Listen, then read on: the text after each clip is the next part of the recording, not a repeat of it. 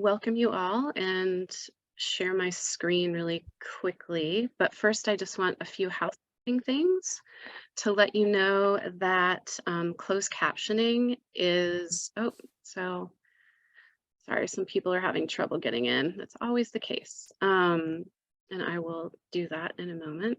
Um, Closed captioning is enabled. You'll see the CC at the bottom of your screen. Please feel free to click that and enable the captions if that is useful to you. This webinar is being recorded and will be posted on the Caring Matters website on the community education page. After the session, I will be sending out a session evaluation. Please complete that and it just takes a moment, and we do use the information. It's very valuable to us. So I just want to give a quick overview of Caring Matters. And so I'm going to share my screen really quickly. Here you see our contact information and our logo and our tagline. So Caring Matters was, welcome to our webinar, welcome to our speaker, Dr. Bordere. Caring Matters was founded in 1989 as a nonprofit to train and place non-medical hospice volunteers.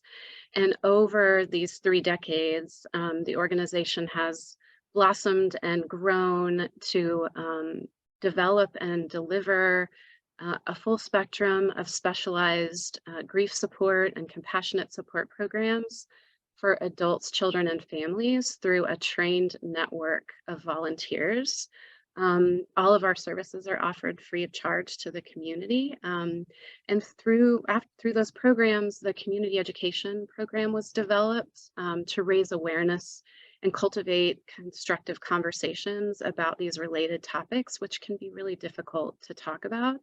But a goal is really to destigmatize talks about loss and grief and be able to encourage through that people to share their stories and seek support. And we have, several program areas, patient and caregiver support, grief supports, and programs for adults, children, and families.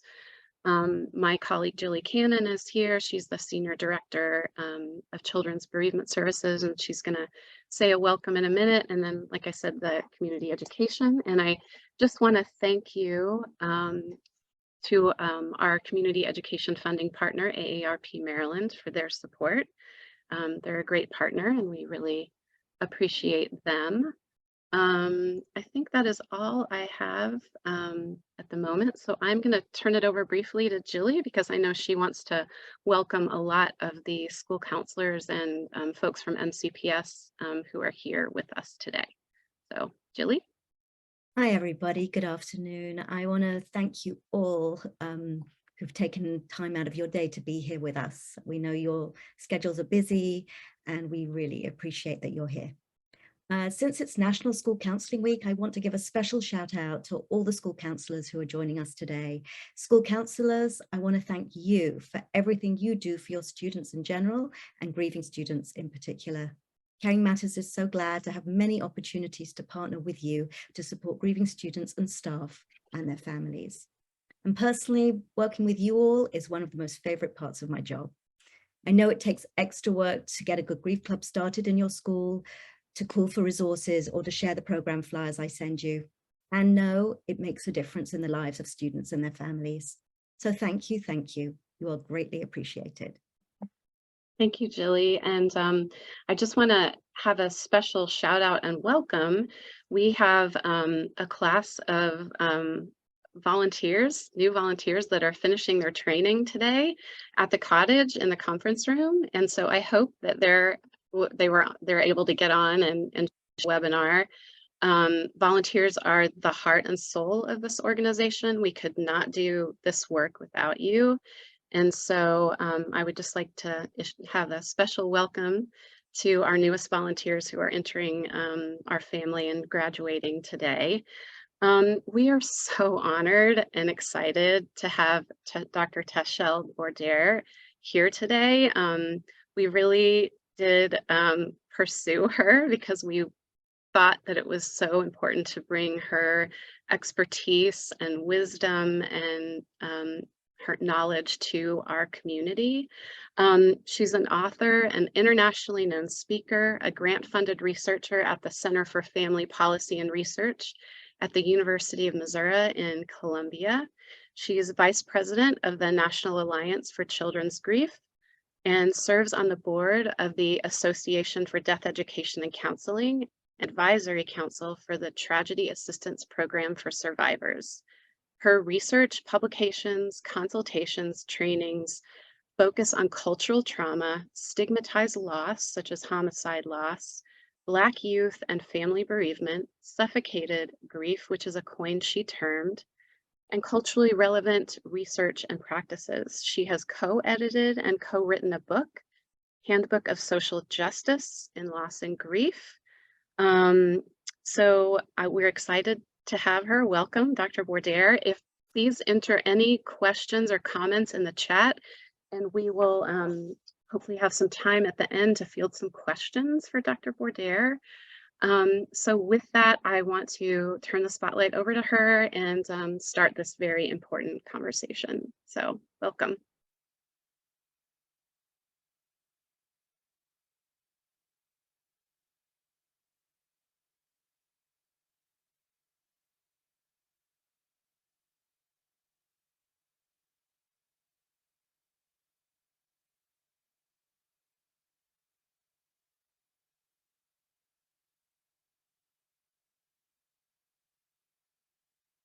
I think you're muted. There you go. Welcome, everyone. Just want to start with this. I know you hurt and that you love, and that sometimes love is the reason you hurt. I know you feel things and wish sometimes that someone was there to tell you that you're allowed to feel everything you're feeling. I know that sometimes you wish someone would just say the words you needed to hear, because sometimes you don't even know what those words are. I feel what you're feeling if you feel these things. And I want you to know that despite how wrong everything seems right now, you are someone special in someone else's story. You are not reading this alone. You are a part of so much. That was Ian Thomas. And I like to start out with that because today we will be talking about some challenges and also opportunities facing in our work and our efforts to extend a greater amount of support to youth who are marginalized, particularly Black youth who are dealing with layers of marginalization in our culture. So I'd like to start with that. I know that the people on this call right now, that all of you who are here, that you are here because you are already doing the work. You want to do more of the work, and you are hoping to gain, connect and gain some additional knowledge about, how to reach, how to do some self work and how to do some external work in terms of being able to effectively reach Black youth. Today in our talk, I will be somewhat vacillating between marginalized youth and Black youth. I'll be clear when I'm doing that. Black youth are marginalized, but that really extends it to Latino youth, LGBTQ youth, youth with disabilities. Although we know that collectively all children are at risk for oppression and even suffocated grief in communities that are death denying. All right, and we'll talk more about that. So briefly, just objectives, we're going to look at social justice concepts in relation to loss and define what that means. Sometimes social justice is a scary concept. It shouldn't be. It's a scary concept because to make people not want to engage in it, actually. When it's a very simple concept that just means trying to make sure that the environments are safe and secure psychologically and physically for everybody.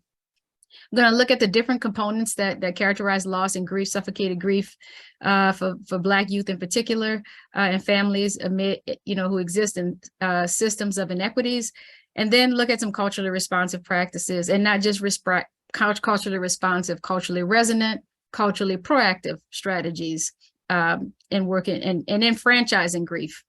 Okay.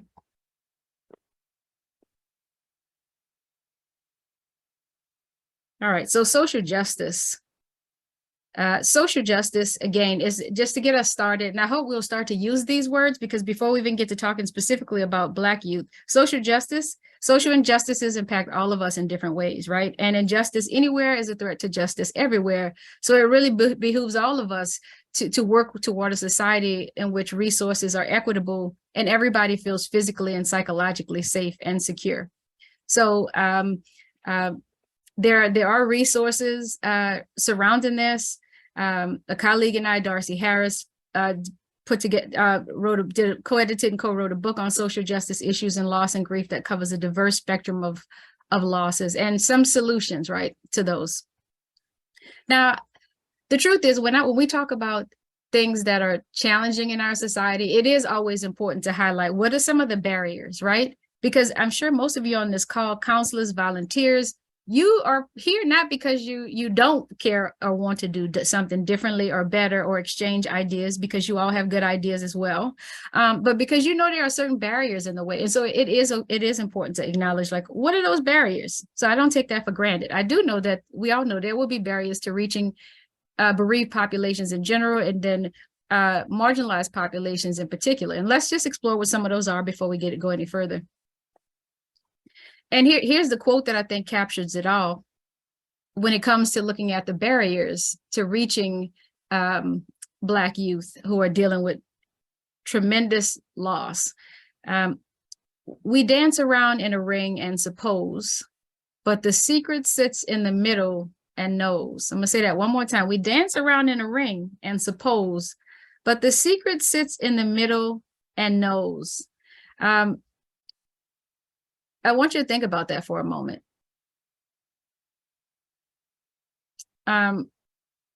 Oftentimes, this whole notion of dancing around in a ring, avoiding an issue that we know exists or trying to deny exists is often, there are a number of reasons, but one of those reasons is sometimes people think they know more than they do.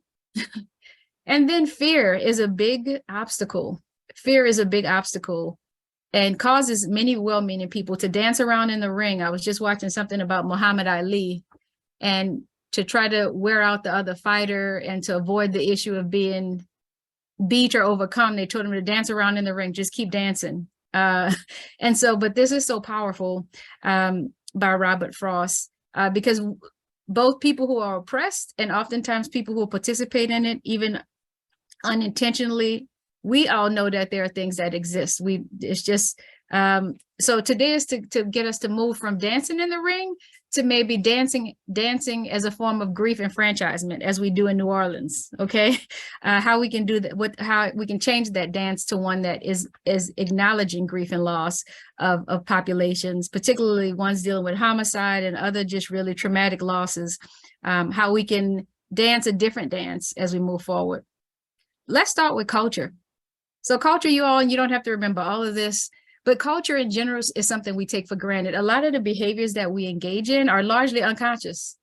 We can unwittingly do harm, just like we can consciously do good. But culture, just to because this kind of frames our whole discussion today, like, what is the culture in which we live? Who decides what the norms will be in our society? What are the expectations for acceptable behavior in our culture? And, this will differ based on your race, gender, sexuality, religion. We all have different behaviors that are acceptable in the broader society, and then ones that are acceptable in our own families. So culture provides us these, culture is there before we're even born, you all. You are, we're going to talk about privilege and marginalization coming up, but we're born into these spaces, right? If we're born Black or white, able, disabled, with wealth or poverty. So we are born into a culture in which rules are already made up for what we get to do or not do, how we will be perceived, how a death will be celebrated, or, whether a body will be, there's the Black Lives Matter movement and the Me Too movement. All of those are about saying these things matter and trying to get the broader culture to make sure policies and laws can offer protections that indicate you do matter, that your lives matter, your deaths matter. So we see and perceive and interpret things through a cultural lens. Now, here's the deal, you all. We can only see what we're aware of. We can best see what we're aware of. In fairness, I just want to start with that too. You will see more, hopefully, after we have this conversation today. And some of you are already seeing some of these things, and we'll share it. Again, I never leave a conversation or session or communication or interaction with folks with people without trying to learn something. There's always something to learn. Now, culture also shapes the way people make meaning of illness, suffering, and dying, and therefore influences how they make use of services at the end of life. So medical services, grief support services, counseling services in schools and other spaces. So culture shapes those things. There are also cultural, sorry, I'm trying to move this down, cultural scripts and expectations that guide behavior. For example, I'm wearing green today, you all, because it's Mardi Gras in New Orleans. So the rest of the world, many other places, next Tuesday will be just another day. But for me, I'm either traveling home or my children are dressed in Mardi Gras colors and gear, and I'm going to their classes to acknowledge and celebrate Mardi Gras. So culture does matter. You know, it's not just another day to people in New Orleans. Mardi Gras, kids have days off from school and everything. So happy Mardi Gras to CaringMatters.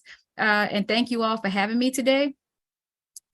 Again, people are dressed and performing this cultural ritual right now in New Orleans. So you see all the folks, you know, on Tuesday, some of us will be sitting at our desk or doing other things, but this is the community and the experiences of people in New Orleans as a cultural phenomenon. Now, here are some things to note, you all. Cultural variables can be visible or invisible. Okay? Cultural variables can be visible or and also invisible. So there are things that you, if you look me up, there are pictures that you could see some things about me, you know, potentially my hair color, my eye color, my skin color, what kind of clothes I tend to dress in. So those are the visible things that you might know about me. There are a lot of things that are invisible that are just if not more important about me, right?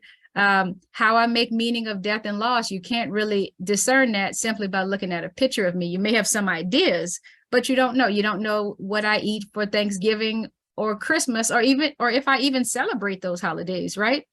Those holidays that have been sanctioned and are cultural holidays that were designed by somebody in power and privilege and not by me, right? And so there is so much more to know about the youth that you're working with and families. And there are ways we're going to talk about today to get at those invisible things about people. You know, the lived experiences of Black youth, the lived experiences of any population that you work with. There are ways to get at that: creative activities, conversations, interviews, you know, depending on what your role is on this call. And I know there are people from various professions on this call, but it's the invisible variables that we really want to attend to in addition to the visible ones, because they also tell us something about they also tell us some things about a person's lived experience. Now, colorblindness, I have to bring this up because oftentimes, again, well-meaning, and I'm starting with well-meaning people. We're here as a family now. I'm from New Orleans, so now you're my family because that's just how we roll in New Orleans. But color blindness, many people participate in color blindness, just kind of this notion of saying, you know, I don't really see color, or I don't see gender, or I don't see whatever it is, right? It could be gender blindness, color blindness. And there are a lot of different and the attempt is to just assume that everybody is alike, right?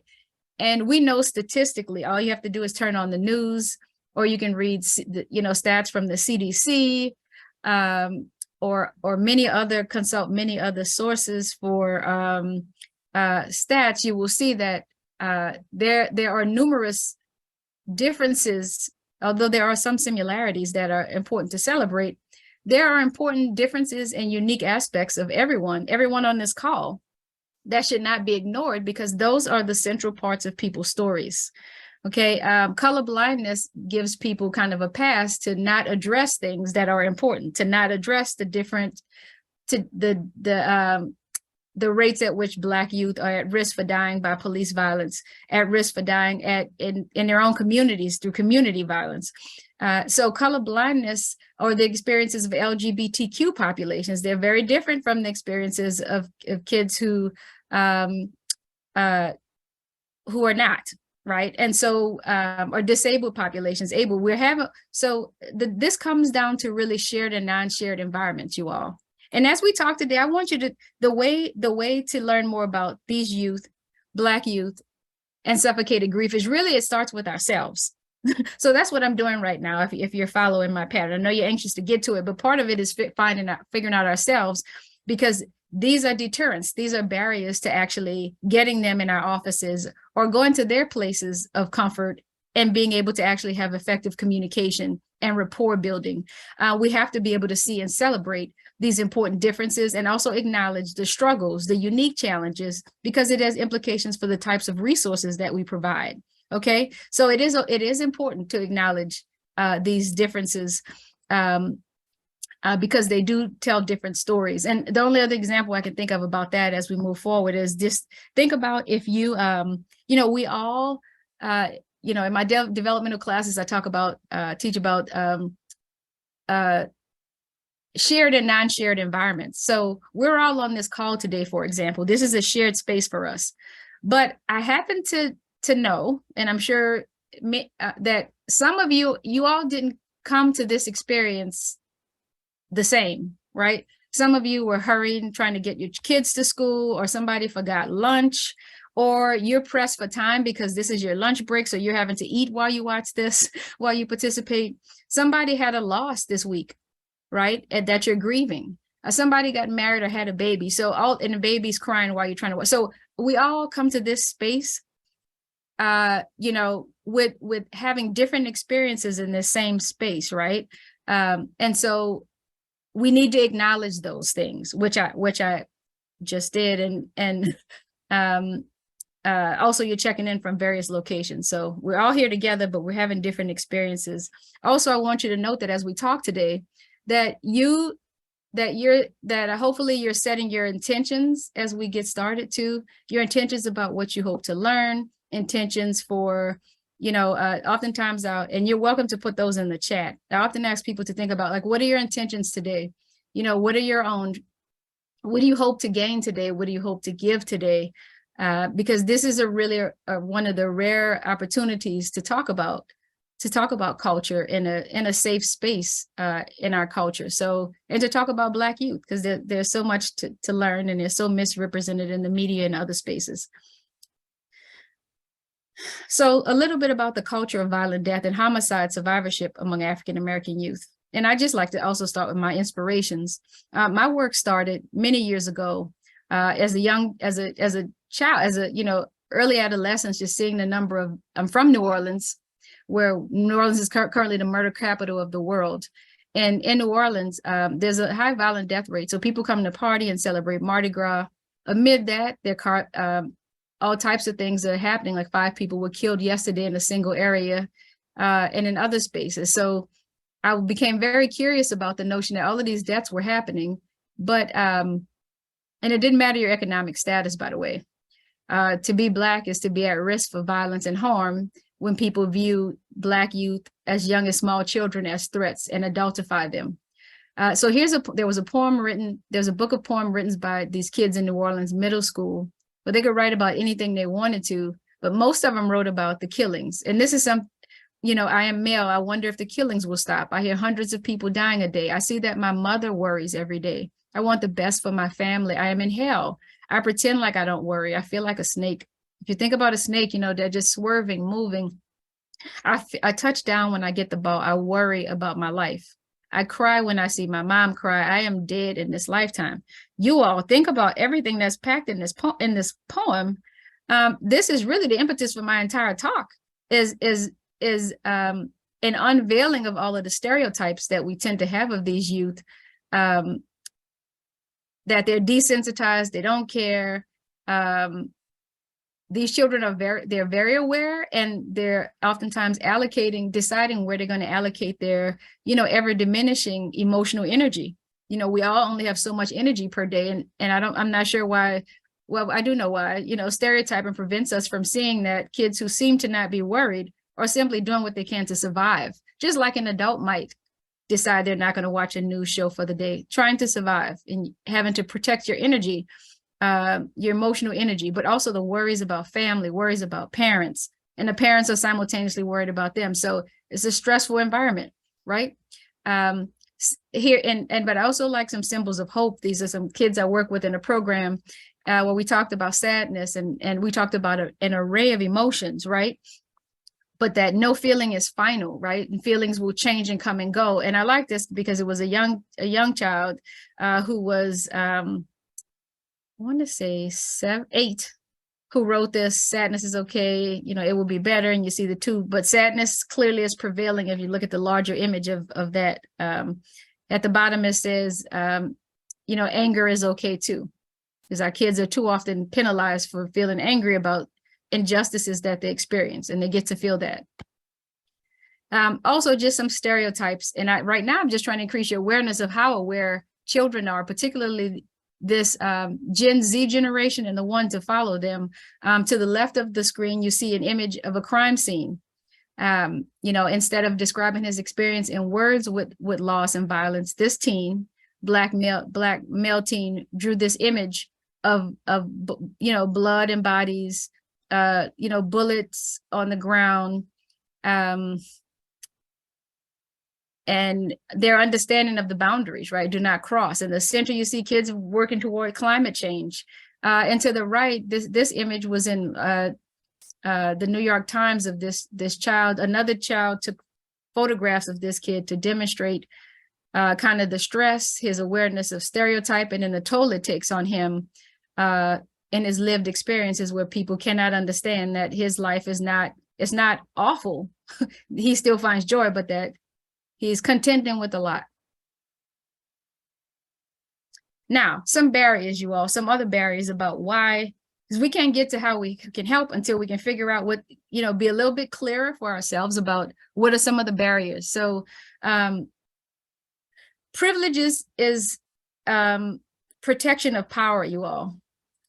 Protection of privilege is protection of power. So as long as we are not acknowledging, all of us, me too, like we all are privileged in certain ways and marginalized in certain ways, and we'll talk more about that.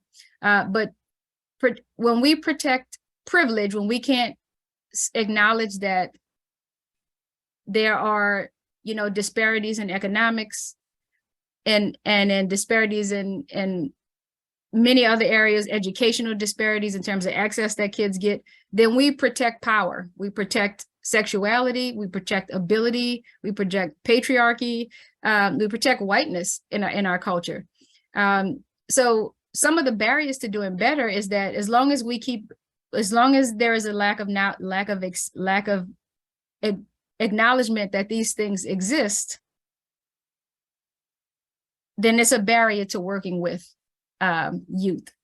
I'll give an example. I'm a Black female from New Orleans. When I do interviews or research or work with teenagers, with Black young adults and Black teens, I'm always very aware of my power and the privilege that I have in terms of education, more education, and these other things that I've been able to accomplish. And when I'm in that space, I will acknowledge I'm a female and I'm not a male. So I try to make sure that the power is shared and that the person I'm with is feeling powerful and empowered. Okay. We're also cognitive misers. We don't like to think if we don't have to. And we all have so much to think about. So this isn't, this is just something to think about. Like, it's much easier to not have to think about some of these issues because they can be stressful. But basically, if we're not aware of them, we can't be, because my research in New Orleans, I get alerts from New Orleans to know what's going on there, right? From politics to educational opportunities to all of it, so that I have some knowledge, right? So I'm aware and I don't just go down there back home to New Orleans to do research.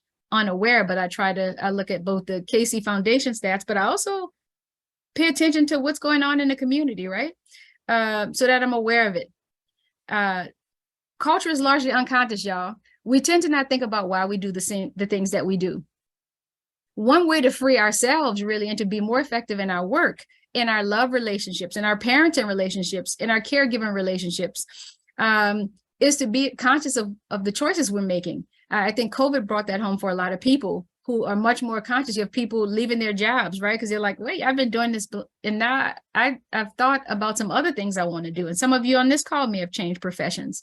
Even I had more time to think about how I wanted to move and what, to think about was this, how to best live my life's purpose.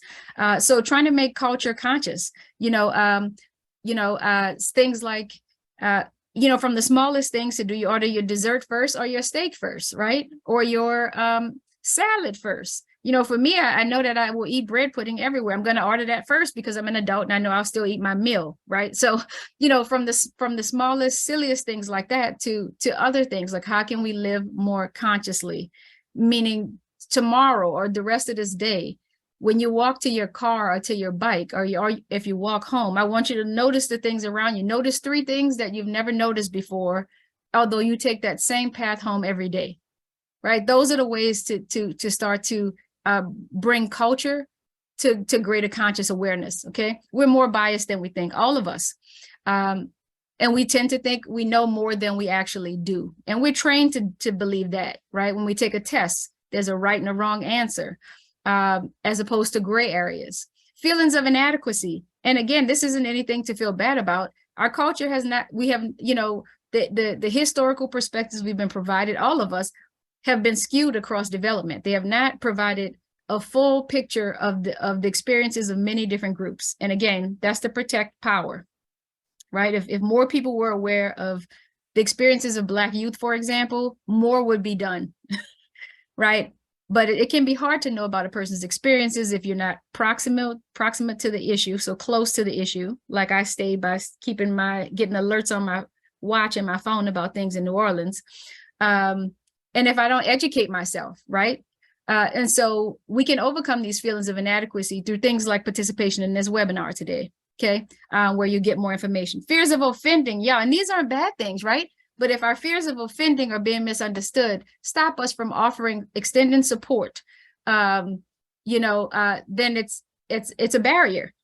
So I'll tell you this straight up: you will offend somebody. I will. You will be misunderstood. Somebody will be misunderstood by you.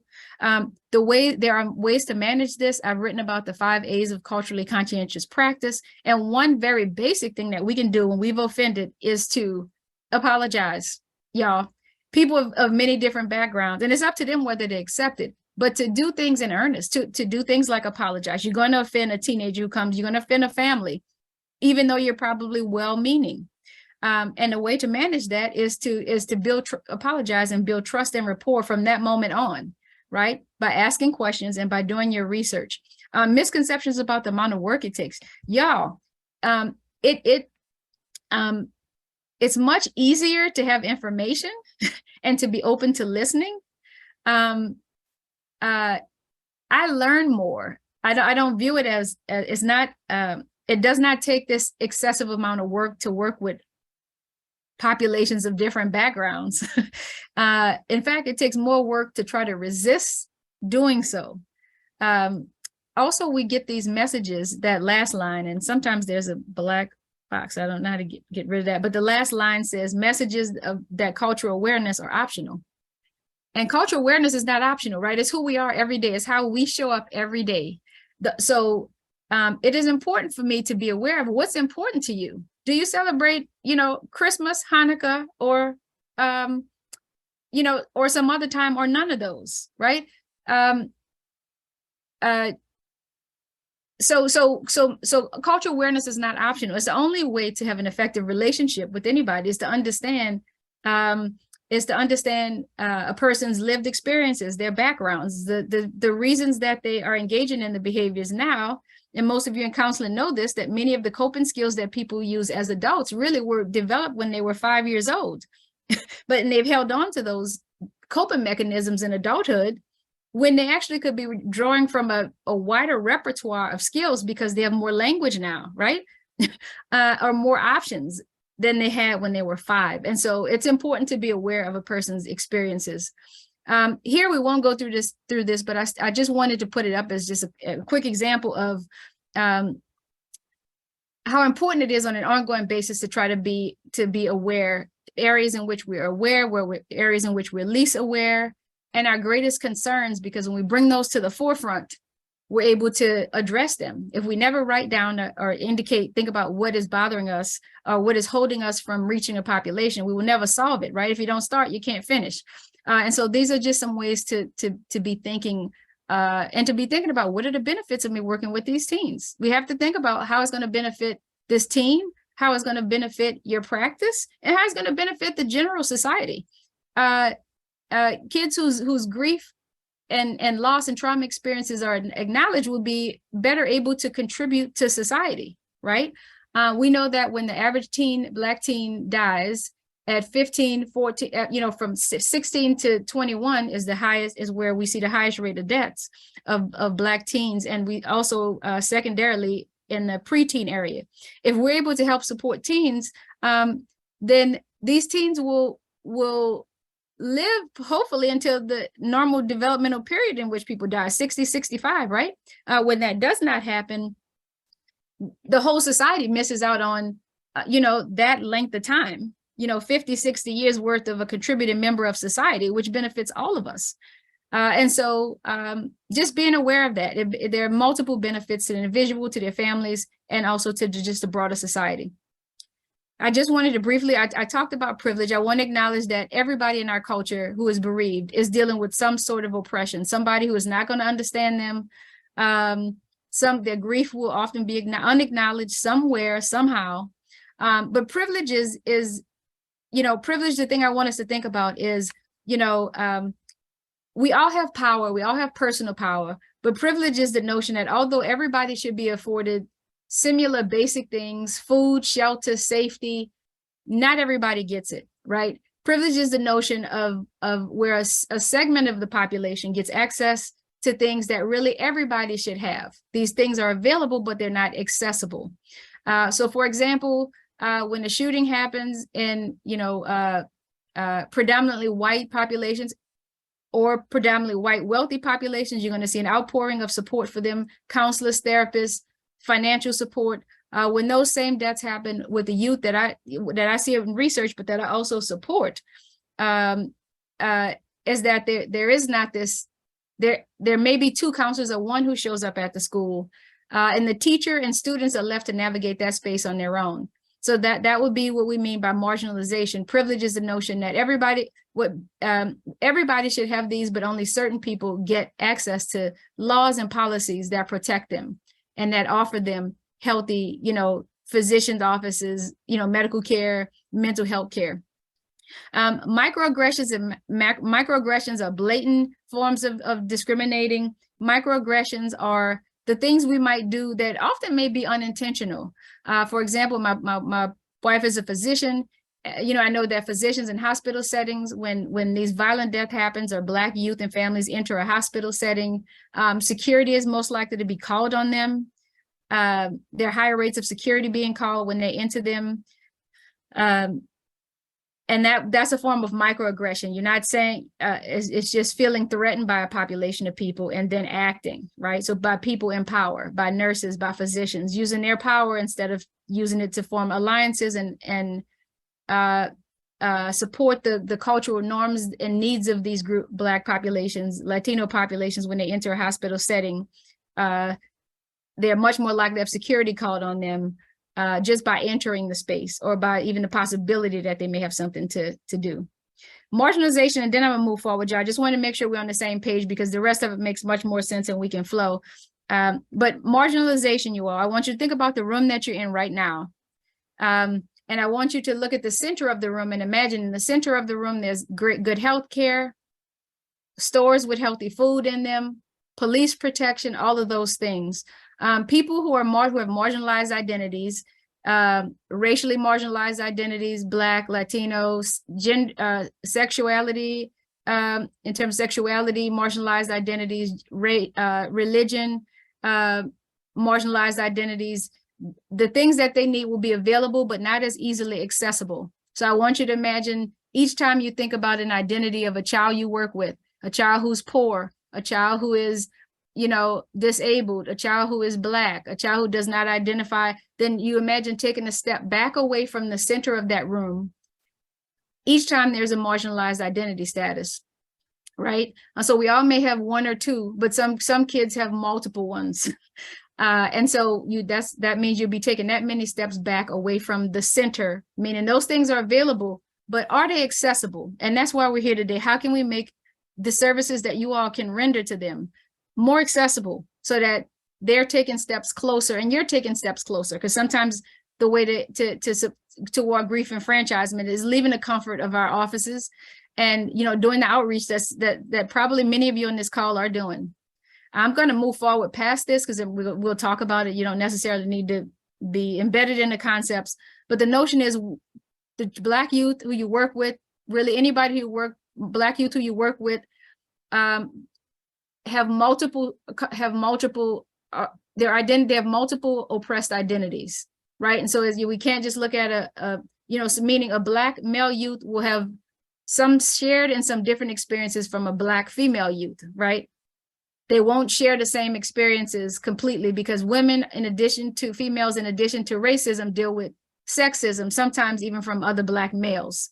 So they will not be sharing, but we do need to look at the multiple forms of marginalization because there's implications for the type of support that we provide, okay? Again, I acknowledge when I work with Black males that I'm a Black female and I'm an adult. My experiences will not be theirs, right? I'm at risk for police violence and homicide, but really not to the extent that they are. I have other issues. I'm more at risk for, Black female youth. I'm more at risk for seeing violence, experiencing violence, but also being at risk for sexual assault. And so oftentimes when you want to work with youth who are Black youth, we want to be assessing for all of these different things, all of these vulnerabilities that they have in a culture that has fewer protections in place for them than for some other youth. And this is not to take from other youth because other kids every kid should be offered this, right? Critical consciousness means you're always aware of systemic inequities. Okay, if it's a challenge to say the word race or gender or then it will be challenging to go in and work with a child or family, right? So right now, everybody in your own space, let's say Black, white, Jewish, ear, nose, all of those things, right? All of those things, and we have to be aware of the stats. We have to be aware of how the differences, the way that these inequities play out in families, in different communities. All right, self-awareness is key. Just want to highlight that, and we've talked about this already. We want to be aware of ways in which we are participating in the oppressive factors and forces that are happening with youth in our communities, Black youth in particular. What are the policies that we participate in that are oppressive to youth? By exploring what are the policies at your school?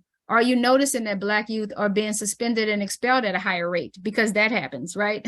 Should they be having more time with a counselor or more time with a teacher who is trained in grief and loss, who knows how to support this child who has been more at risk for health-related deaths and homicide-related deaths, which we see with Black youth? That is the pattern for them. So how can we do that?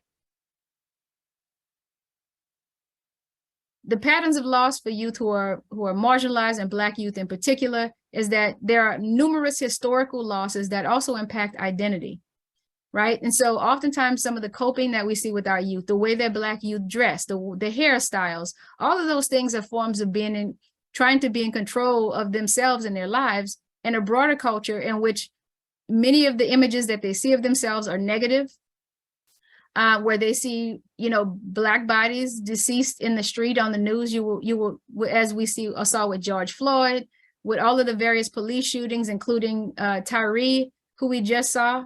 All of those are reminders for Black youth and families of all of the historical losses, of the sudden violent death losses that happened since being forcibly brought to the United States. So these historical losses that occurred during slavery and that continue to occur, actually, y'all, high sudden violent death rates at the hands of people who, I don't like to say slaveholders, because who enslaved Black people and other populations. It was not uncommon for Black kids to be taken from their families in adolescence, in much the same way that we see now that they're dying at high rates of homicide, and now increased rates of suicide. So again, many times when we're working with Black youth and they've had a loss, we want to know that they're vulnerable for these losses, no matter what their socioeconomic status is. So not just youth who are low income, although they may be exposed to higher rates, youth of even higher socioeconomic statuses are also at risk just by nature of being Black in our society. Black male, Black female, Black trans youth, for example, are at even higher risk. You start adding on other identities that are marginalized, they're at even higher risk. So the whole historical losses still have implications for today. They could produce intergenerational trauma in families. So my body right now carries the trauma of my great-grandparents, my grandparents, right? The way even my feet are shaped, right? All of those things had implications for the trauma that they experienced. So physical trauma, cognitive trauma, socio-emotional trauma. We also know that Black youth, through research, deal with cumulative losses, right? So Black youth and Black people across development will deal with higher rates of loss due to both health-related deaths and disparities, as well as homicide loss, suicide loss, and these will follow them throughout their lives. I usually have up a slide where, just for me, even as an adult, I'll say with the kids, some of the kids that I've worked with, they've had like 8 losses in 2 years or more than that. And that's just counting their peers. It's not even counting the death of a grandma, to health-related deaths or other things like that. And they don't forget. So they may appear desensitized, but they're not.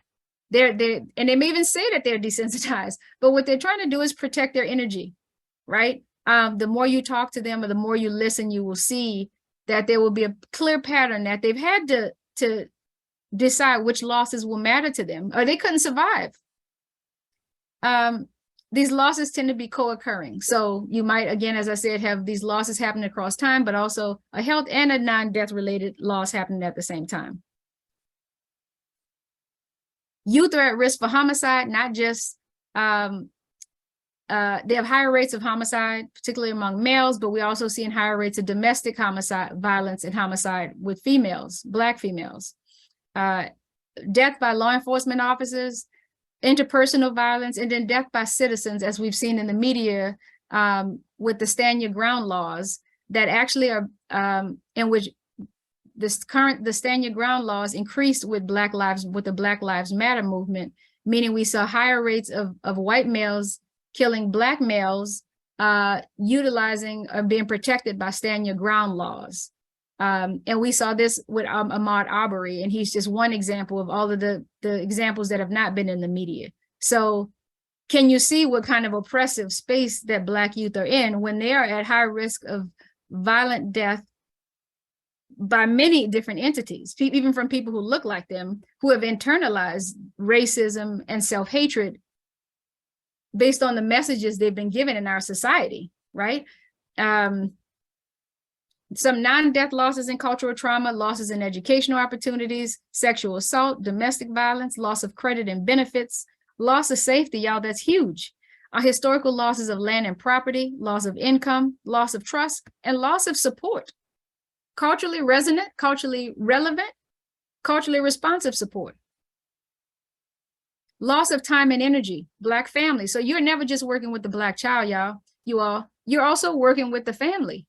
You're working with the parents who are also equally fatigued, and carry this worry, pervasive worry about the safety of their children. I actually have this in my room. She believed she could, but she was really tired, so she didn't. I'm a PhD Black woman who does well. I do well for myself, and I still worry. There's still the emotional exhaustion of being followed everywhere I go, you all, having to worry if I'm gonna get pulled over and something happened for doing nothing wrong. My daughter's about to get a license. She's 16, and I grieve it a little bit. I want to just be happy for her, but I'm afraid. I don't want to see anything happen to her by being pulled over and being anything about her being misconstrued. So there's a lot of loss of time and energy that comes with that for Black parents and for Black kids. Can't just walk to school without worrying about being harmed. Okay, even by the people who are supposed to be in place to protect them. They're great police officers, but then there are officers who are also products of their environment, and who want to protect supremacy, who want to protect patriarchy, and who want to protect these other things. And the way to stay in power is to oppress people. Loss of protection. Here's just a 10-year-old boy being arrested. As you can see, just like we saw with Tyree with Black officers, it didn't really matter. This whole notion of trying to protect power. This is a small child, but 2 adults standing over him with him handcuffed. And I will tell you the part of the reason for this is that Black youth, we know through research, are perceived as more aggressive, bigger, and older than they actually are. For example, when Trayvon Martin, when the kid who died by police shooting at a park, he was 12, but when the officer called in and he killed the kid within 2 seconds of seeing him, the police officer called in and said that the kid was somewhere between 18 and 21.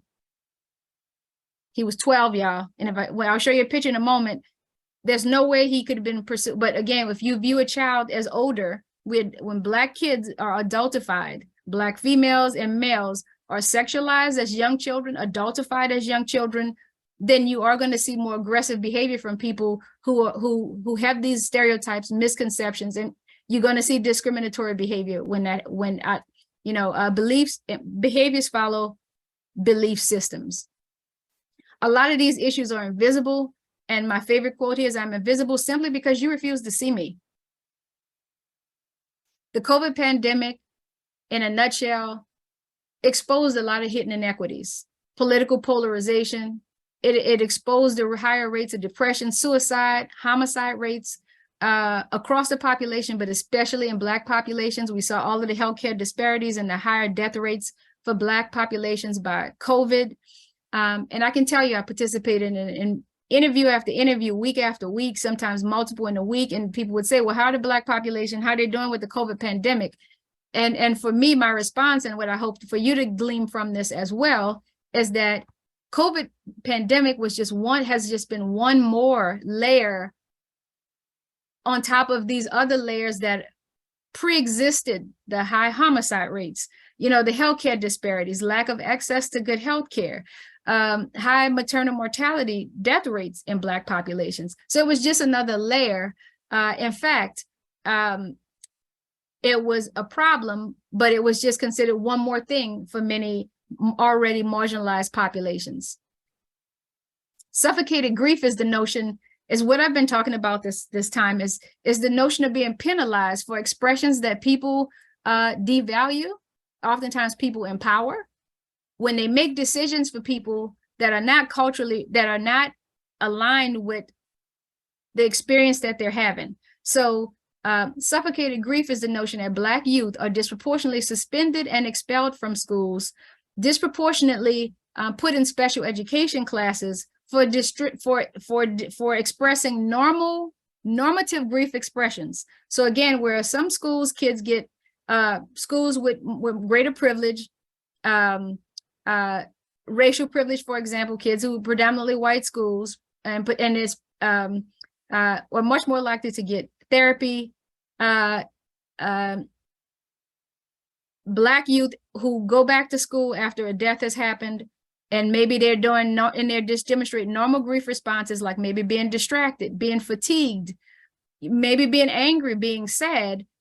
And so they're not able to keep up with their work in the same way because they actually needed time and support of some type, maybe not formal counseling, but support of the teacher, acknowledgement that they're wearing a t-shirt of the deceased cared about person on their chest, for example. They're much more likely to be labeled as behavior disordered, suspended or expelled, or not offer points. I have college students who are Black who will not even tell their teachers of a violent death because they don't want to be stereotyped or by the teacher. Right. And then it have implications for their grading. So I mentioned the example of suffocated grief where people are policed in hospital settings that by security, and now by having the chaplain come in, for example, to get Black families to kind of acquiesce or to, quiet them down, if that makes sense. So, and that's a microaggression. Now, I'm going to give you all the link to this, but I won't show it. But what I wanted to say about suffocated grief and the criminalization of Black youth, how it starts even in preschool. This kid is being raised by her grandmother. She had some difficulties. She was not being raised by her mother, but by her grandmother due to some non-death loss experiences that she was having. They said that she had a tantrum. And as a consequence of that, she was arrested.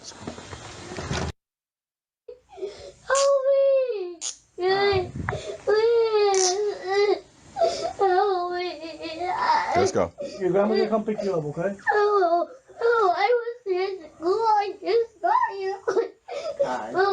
Come on, let's go. No. They proceed to put her in a police car, you all.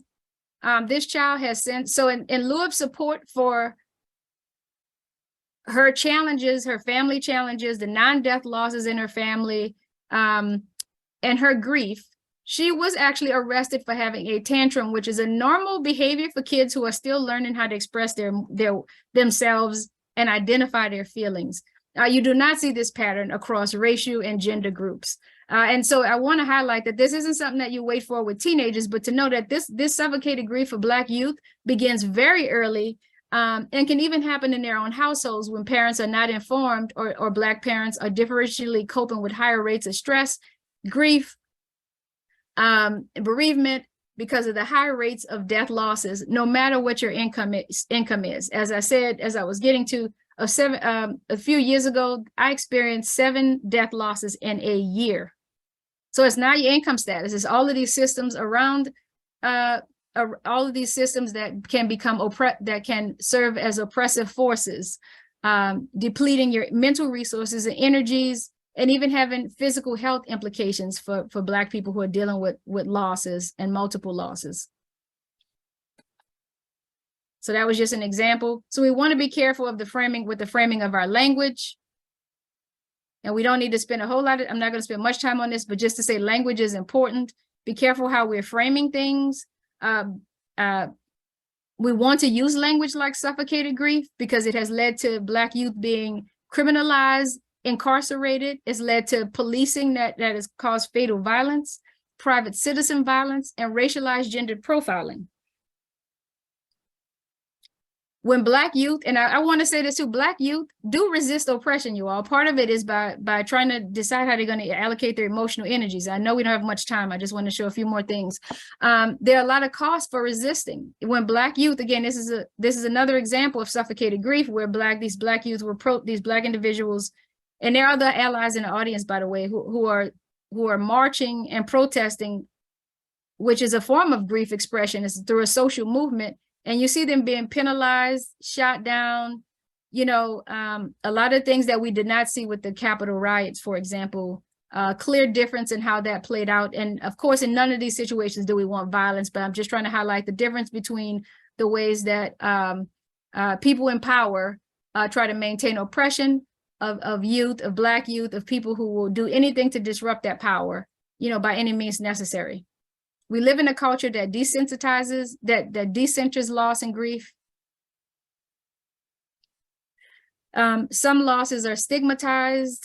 Other losses are sanctioned, like health-related losses. You get a little bit more support for that. You get even less for suicide, homicide, the ones that carry extra stigma.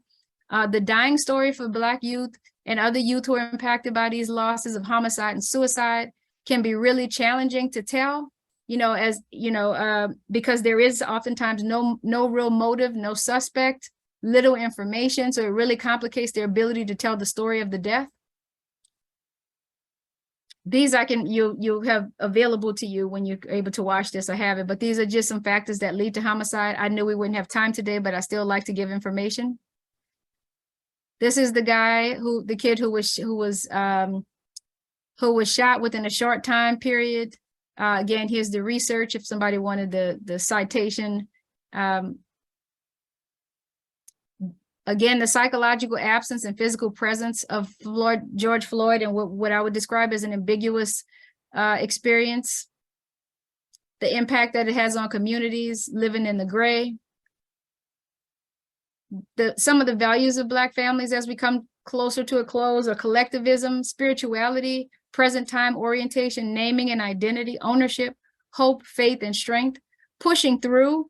Now here's the deal, y'all, something that was really important for me in talking about the pushing through piece is it's exhausting to constantly push through. And you will see this as a theme across the developmental spectrum for Black populations, is the notion of pushing through, just trying to get through. And I want to say that that's exhausting, you all. And it is a coping mechanism in the absence of support. You wouldn't have to push through if you actually had support that was culturally responsive, relevant, and that existed, period, right? And so oftentimes you will see this as a mechanism or this notion of strength, but you shouldn't have to be strong all the time, right? Nobody has that much strength. Even coffee, right, doesn't have that much strength after a while. You need another one, So just being aware, can you provide opportunities in your work with Black youth where you can acknowledge these strengths of them, right? And that you can acknowledge, you can give them safe spaces. You can support their parents and families in giving them safe spaces. Can they feel safe when they're with you? Can you create a sense of safety? Can you give them space to play? Black parents are working hard and they're worrying. Can you help with that, right? Can you, while they're with you, can Black parents who come to see you, and I hope that you're bringing in families too, can you help them for that time period that they're with you, focus on themselves and not have as much to worry about with their kids? Can you give them space to play, to be, and to share, okay? Because can you give them space to rebuild so that they can go back out into the world and experience joy? Because I think it's a tremendous strength for Black families and youth that they are able to experience joy, that we are able to find ways to smile, to laugh amid all of these systems in place to try to remove that, right? And to keep you working, because again, oppression exists. And these multiple losses that are happening can be crippling, can impact your ability to work, to show up at school. And we have to think about who that's benefiting and who is not benefiting. I know our time is up. And I can't see anyone. Should I stop screen sharing? I can't hear anyone either right now. Oh. And I'm confirming, was I 1 or 1:30? It was for an hour, but if you Okay. have a little bit more, I mean, we've still got 120 people on. Yeah, that's incredible. I'm sure that it would be fine with them if you continue. Okay, I have a few more, and then I would love to have time just for y'all to have asked your questions. Okay, so, and I like to give more than expected anyway. So, and also I'm glad to share this with you all because I see this as a resource and not just as like a being lectured to, if that makes sense. All right. So I want to make sure you have some of these things. I may skip around. I always do more slides than necessary because again, it's the resource you'll have when I'm finished. Celebratory life and death rituals. Part of the reason for the celebratory life and death rituals, you all, so celebrating both birthdays and celebrating the life of a person at death, that happens, and I've done research, I've written about this as well. Some of the death rituals and mourning rituals that we see in Black populations have to do with acknowledging a person's life and their value in social spaces, economic, political spaces where their lives may not have been respected as they should have been, right? And so at Black funerals or rituals, it's important for large numbers of people to come. You'll see young children, older children. You will see, it's very common for Black youth and families to buy T-shirts honoring their cared about persons. And all of this is done to say, my person mattered, right? In a culture where Black lives, Black deaths, Black, have not mattered in some ways, right? When you see Black bodies shown repeatedly in the news being, like we saw with George Floyd, with the guy with his knee in his neck. I mean, seeing that once was enough, but we saw it repeatedly. we're repeatedly seeing, I know the family wanted us to see the death of Tyree, but we're repeatedly seeing, you know, I even walk into the gym and it's on those screens too. It's like, we cannot get away from it. And you won't see that with any other body. And I want you to be aware of that. This is beyond the parents' wishes. Right now, there's some exploitation happening. You will not see a white body being exploited like this on TV. You will not see any other body being exploited like this on TV. But it brings back historical memories for kids and for families when we see this happening in the media, and for not just Black families, but allies. Some of you also can look at that and acknowledge this is awful. Why, you know, we continue to show this over and over to sensationalize and exploit Black bodies, even after death. And so, you know, I'll tell you one example. My daughter, and we all can be dealing with vicarious trauma from this. You know, my daughter, who's 16, was in school, and she returned, and she's a very, she skipped a grade of school, is in all advanced placement classes in a predominantly white space. And her teacher, who probably meant well, you know, she returned to school after this. We also had another death in my family, by the way, last week, along with this shooting, you know, the shooting by these officers as well in the media. And it took a toll on my daughter, who couldn't miss school because she worried about suffocated grief or being penalized for needing to miss school to go home to the funeral with me, right? So there's a suffocated grief threat. So she went to school anyway, and the teacher told her, you know, one of her teachers told her, you know, you should smile more. I'm gonna say that again. One of her teachers, who happened to be a white male, and it could have been anybody, quite frankly, but it had different, you know, these unique implications for him to say this to my daughter, to my Black female child, biracial female child, that she needs to smile more. Because what it did was assume that they're having the same experiences. And remember, we've said this, she was dealing with both non-death loss and racial trauma. Even though it was Black officers, it still was traumatic to see that, to see the internalized hate. And so how can we create, that teacher could have created a safer space for her and for all of the students who returned after those shootings. Never mind all of the stresses that these kids are already experiencing, their non-death losses with COVID and everything else. You know, to say you should smile more, that was also gendered, because that is much more likely to be said to women in our society, to females. And so she actually cried that night, and she couldn't articulate what was going on but all she knew was that upset her so much that he told her she should smile more. And it was embarrassing. He said it in front of the whole class.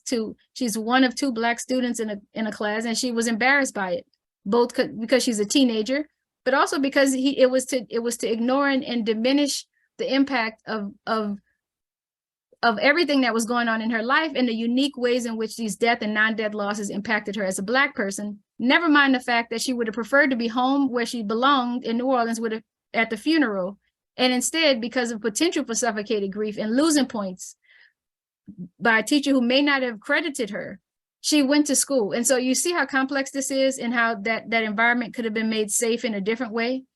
You know, there are teachers in schools, for example, who for all kids will do a 5-minute experience of you know, meditation, or a 5-minute experience where they can write whatever they're thinking or doodle. You know, there are all kinds of ways to help kids feel safe. Fortunately, my child and the teens that I work with tend to find their safety in writing and drawing and writing poems, you know, and painting, and having their work be acknowledged. I want to skip through to one more thing before you all go. And again, there'll be several slides, but that was something I wasn't going to show you.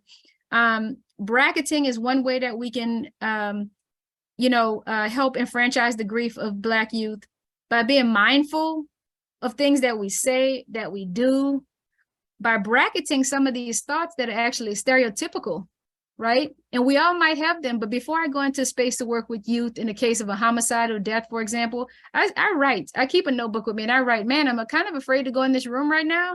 You know, sometimes I'm afraid, sometimes I have no fear, but I often write down the things that might get in the way of my effective work and time and energy with this teen. And you know what? I always feel safe with these teens because there's so much to their story and narrative that the broader society has disrupted, that when they share, you know, everything that I've talked about, multiple losses, racial trauma, racial sexualized trauma, suffocated grief all comes out, right? But if I bracket that, it allows me to be present, be comfortable with not knowing. We live in a society where we're supposed to know everything, get the answer right. Yeah, there are things we won't know. It doesn't mean we shouldn't go try to read about it.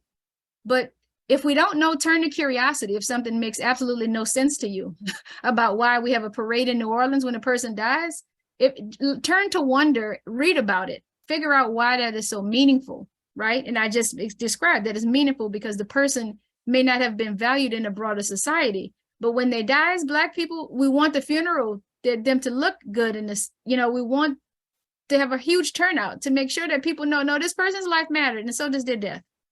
There's no greater agony than bearing an untold story. Can you create spaces for kids to craft, Black kids in particular, but all bereaved kids, to craft their narrative based on their lived experiences? Can you help them identify safe people they can trust, people who can bear witness to their experiences? Can it be you? Is it their aunt? Is it their cousin? Help them literally write down who will help you feel safe, emotionally safe, cognitively safe, who feels safe to talk to, so that they can remember when they come back to you. You can show them, how is it going with these folks? You can say it, I'm a white female. I don't really know everything about your experiences, but I do watch the news and I do see some things, and I can imagine some things are hard for you, right? Or some things can be hard. We're going through some tough time. We can acknowledge that. Like, I want to learn from you. So this is just what I was mentioning, narrative retelling. How can we help our kids create a narrative, particularly around violence or other disenfranchising experiences, that focus on the life of the deceased and not leave them left with that violent dying story or traumatic violent story? Can we help them remember all the things that they enjoyed about the person and the things that made them smile or angry, but not be left with that traumatic image of their body lying in the street for hours, right? Or somebody telling them of that. I wanted to move to the 5 A's. I'll give you, here we are. I want to highlight, then we can, I'll take any questions you all. As much time as, I can give you all some time. The 5 A's of culturally conscientious practice are acknowledge, ask, accept, align, and apologize. Acknowledge things that we may have overlooked. So, Micah, I noticed that your facial expression changed when I asked you if your friend Damien, who was recently murdered, if I asked you if he was in a gang. Now, you all, I want to highlight, as I said before, Black youth across socioeconomic statuses are at risk for violence, at risk for suffocated grief, at risk for being pulled over and harmed in an interaction with law enforcement who are supposed to be protecting them. They're much more likely to be put in special education in schools. They're just at risk for numerous types of death and non-death loss experiences. And so asking if the person was in a gang is kind of and if, especially if they didn't say they were, it's kind of gaslighting. It's impacting their experience of the person, right? You don't want to question a person's reality. When they share things with you, believe them, right? And then do some self-care, because this can be a lot to manage, right? Ask them if it's correct. We also want to double check with them. Accept that Micah is worried about being betrayed, judged, knowing that his lens is based on his social location and experiences of oppression, stigma. Accept that not knowing or fully understanding does not mean you cannot still be a support. So when people say, I don't know, I can't do it, I don't understand, so I can't be a support. Well, much of what we do in grief and loss is we listen. We offer human presence. We bracket any of our stereotypical ideas, the good and the bad, all of it, before we come in. We write that down and we sit it there. We leave it in the car. We leave it at home, and we go up and we show up and we be present, so we can be present for those youth.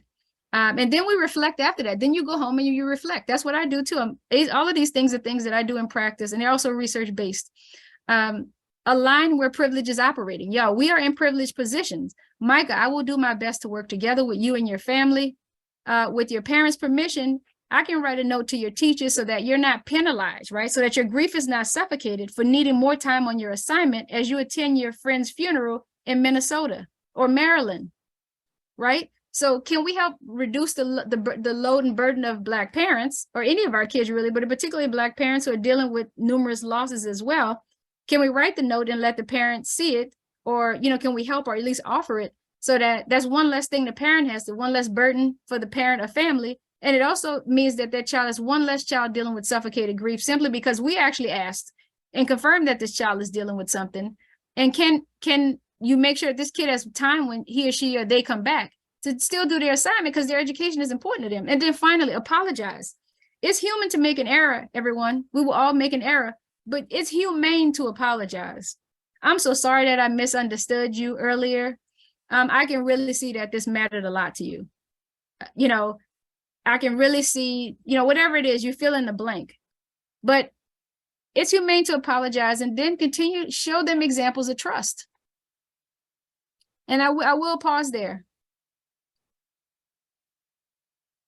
Because I see that there are 2 questions and there are some other folks here. Yes. Yes. That was amazing. I think everyone is really just blown away by your perspective and your anecdotes and your framing of this issue. Yeah, we have a couple questions, and one of them was to have the 5 A's, like, and so I'm glad that they're here, and we'll make sure that people get them.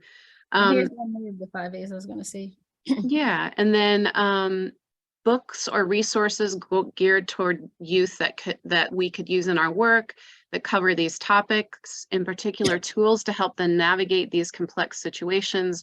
Are there any biracial resources as well that will help mixed families have these awarenesses? So do you know of any, or is that something you can send to me and I can share with everyone?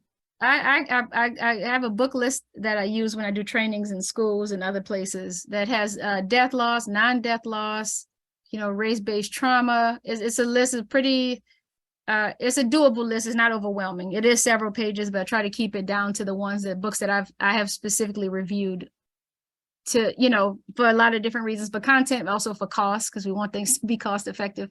And then there's always the library. There's one book I like called Black Fatigue. Again, my book, and I wish it's available in a lot of places. It looks at many different types of law, social justice issues, but we intentionally wrote it so that it was very reader friendly. So it wasn't just in the hands of researchers, but, you know, anybody could pick it up and read it. So it's very reader friendly in terms of the feedback that I always get.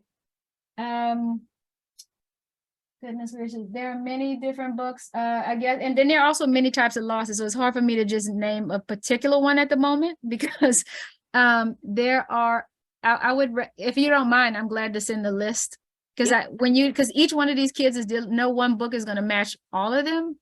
But I can tell you, Allison Salam, I love her work. She's looked a lot at trauma and grief in terms of violent death. SALLOUM. But anyway, I'll send you the list because otherwise we'll just be here. Yeah, no, that's somebody else great questions, y'all. Great questions. Yeah. Someone wanted you to explain bracketing again. I would love to, and thank you for asking that, because that really is so important, right? One thing that I talk about that I don't think was on here was cultural conscientiousness and thanatology, and that means opening ourselves up to evolving knowledge about populations, right? Being open to what a person says, even if it differs from what another person says. And the more you listen to more that you interact with Black youth, with biracial youth, with youth who are dealing with poverty, Black female youth, you will start to see that there are some patterns, right?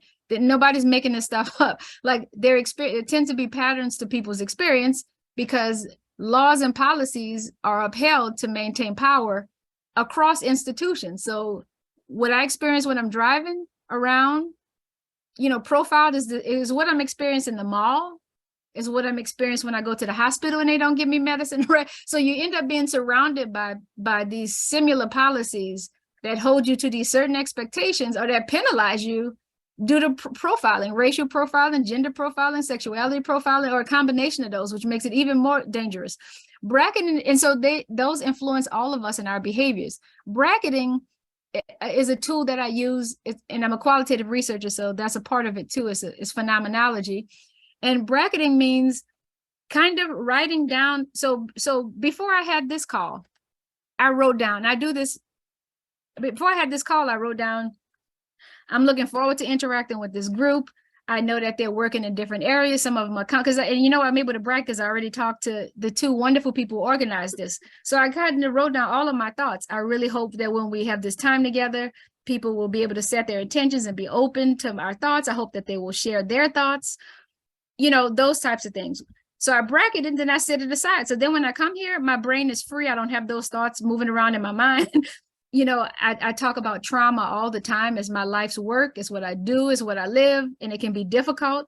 So writing down my thoughts or my own feelings, sometimes before I do a presentation, you know, and it's full day on grief and trauma and Black grief, I actually am, it can be overwhelming, honestly. I'm usually exhausted and need tea and emotional rest after it. So before I do those things, I kind of bracket, I write down, this is about to be a lengthy day talking about really challenging topics and trying to take care of and keep everybody safe for a full day. Here's what I'm gonna do to take care of myself. You know, I'm gonna bring X, Y, and Z. So then I set it aside and I'm able to be present because I've acknowledged my thoughts, my feelings, my worries, my concerns, my joys, my excitement. So it's a way of it's a way of bringing your unconscious to consciousness, of increasing your self-awareness, because that's key. Remember, we're the biggest tool in the room, right? And not in a way teenagers call people tools, if you will, but you know, our ability to listen and be present. I can tell you that marginalized people can sense discomfort, right? You know, I can tell when I walk into a room, I can tell whether people are even giving me eye contact. And I don't mean like, you know, I mean like when people are uncomfortable, you start to notice some things that you have to notice for your own protection. Being excluded from a conversation, right? By being the only Black female in a group and everybody's looking at each other, never looking in my direction, even though I'm the person who's at the table too, right? So youth, when they come to us, they're noticing the same things. Do they feel empowered when they come there? You know, so self-awareness is about being able to acknowledge, being able to, before we even go into the space, by saying, okay, what am I aware of about myself? What are my thoughts? Do I have any concerns? Am I excited? You know, most of the time I'm excited to have the time to give these Black youth space to write on their canvas, right? I give them the canvas and then they create the art. So, but before I go in, I acknowledge that, whoa, I hope I do a good job today with them. I hope I'm able to listen more than I talk, right? Like all of these things, I hope that if they say something that makes me feel uncomfortable, I can check my discomfort in that moment, you know?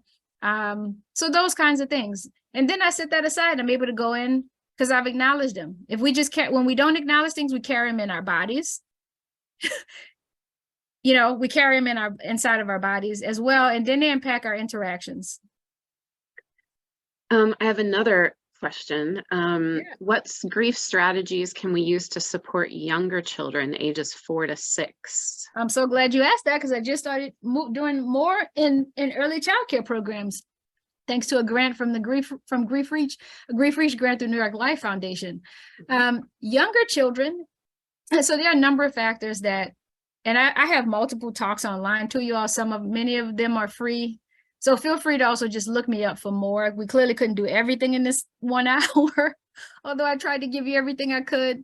I'd be glad to also come back another time to have more time with you all to get more into that. But for 4 to 6-year-olds, again, we can't generalize across the whole population. Some things to consider when working with 4 to 6-year-olds are, you know, similar things that we consider with older kids is like, what is their history of loss? How have they been supported or not supported in the past?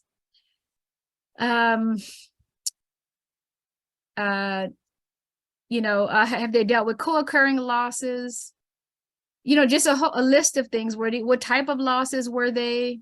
So you're kind of assessing you're assessing many different things before you talk to them. So a 4-year-old who, you know, a 5-year-old who's dealt with multiple losses will be much more able to understand that death is final than a 4-year-old who has not dealt with the loss, whose family has not talked to them even about loss. I mentioned the word death and grief to them, because that 5 or 6-year-old will know that when people, after I went to that service or that second line, I didn't see that person again, right? And so it really depends on your population. It depends on what they have already been exposed to, how these losses have been communicated with them.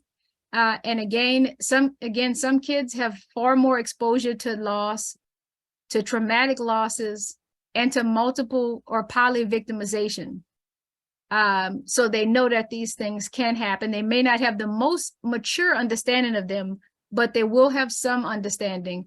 And so with those youth, you know, at baseline for all youth, there should be books in every child care program, in every home, that explain loss and grief to kids, and, you know, and have conversations around feelings. So that's a big thing, right? Helping children understand, young kids, but I even say teenagers, right? And adults understand where they feel things in their bodies when they're dealing with different emotions, you know, and what are their options when they feel these different emotions. I have one book that I use, and I don't have the title in front of me right now, but it's a book with emojis on it, right?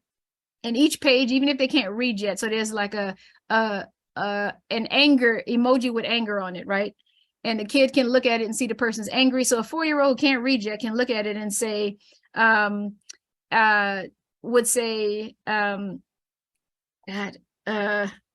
we could look at it and say they're angry, and then there are tabs on the side for the kid to then flip to the other side of the book, and it will say, when I'm angry, I can, and there are pictures of emojis doing things. When I'm angry, I can go outside and scream. I can go outside and run. I can draw a picture. I can, you know, it has multiple options, literally, like, and then one space for an option that they can decide on their own that is an option that they can do. So it gives them options, but it also helps them use their own cognitive abilities to think about, what else can you do? Can you ask for a hug? You know, can you punch a pillow? So in any case, those are some of the things. Well, that was very helpful, and I hope that title will be in the book list that you send, because it sounds like it could be really useful to everyone here. I added it about a month ago. Julie, do you have any questions or final comments too? I kind of wanted to give you the chance. I know you. I'm just so grateful that you've given us this time, Dr. Bordere. We have so much to learn about becoming more self-aware so that we can be aware of others. And you've started us on the path to do that work. And I think we all need to take a look at how unconsciously we are just sort of privileged in our worlds, and how we can be more thoughtful about what others are going through. And I just want to add that one of the reasons our good grief clubs are so important for grieving youth is because we talk about feelings. We meet them where they are. We let them tell their story, and we give them tools for coping. And I think if we can incorporate some of what you've been talking to us about today into our practice in our good grief clubs, that can only be better for everybody who joins our groups, but it will also support Black youth who need that support in a most sensitive, thoughtful way. Yes, well, thank you so much. Yes, we are so honored, and we appreciate your time, and the comments in the chat have been so effusive and grateful, and for bringing up all of these windows into perspectives that we need to think more about in order to make our work thoughtful, intentional, effective, and as compassionate and culturally competent as it can be. So I just want to thank everyone. There are so many people that stayed on long with us, and we really appreciate it. Please look out for an email from me with some resources from Dr. Bordere, and hopefully the slides that she'll share with us, and the recording, a link to the recording, so that you can share with colleagues. So thank you all for being here. And Dr. Bordere, any final words before we sign off? No, I always like to end with, I see you, I hear you, and I honor you. This work wasn't made for the faint at heart. Thank you for your work. I'm thankful to have this time with you. I always am. I know that you're doing the hard work in the trenches, although you may not always be rewarded for it. Know that I see you and we see you, and that you are making a difference, and we can make a difference in the smallest way and the biggest way. So you might not go out there and do it all. You might not bring in a group of like 60 Black kids yet, or 60 LGBT, but what can you do today? Like, can you watch the news and just start to notice patterns, right? Can you acknowledge some basic things that are going on? Can you look at your own areas of strengths and vulnerabilities, and have some self-compassion, and take care of yourself, because burnout is huge in this area. It's happened to me. And so we have to take care of each other. So take care of each other.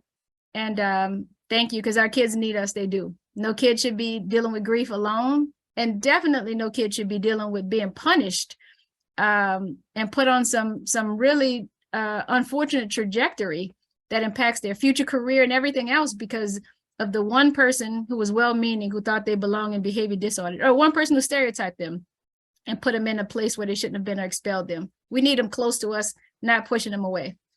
Thank you. Thank you so much. Everyone have a lovely day, and thank you so much for joining us. Yeah, Bye. have a wonderful day, everyone. Take care. Thanks. Thank you.